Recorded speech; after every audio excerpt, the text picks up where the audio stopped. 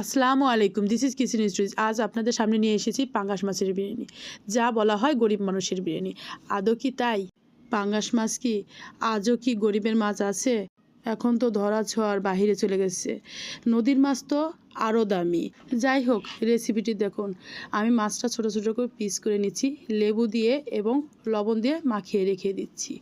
চলুন এবার মশলা বেটে আনা যাক। আমি মশলাগুলো বেটে নিচ্ছি।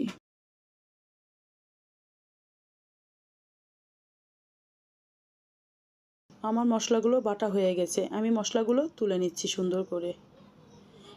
এরপর নারকেলগুলো বেটে নিব। আমি রান্নায় নারকেল দিচ্ছি, কারণ আছে। কারণটা হয়েছে অনেক সময় পাঙ্গাস মাছে স্মেল থাকতে পারে, কিন্তু নারকেল দিলে সেটাও পাওয়া যাবে না, স্বাদটা বাড়বে। আমার নারকেল বাটা হয়ে গেছে। এরপর আমি মাছে হলুদ লবণ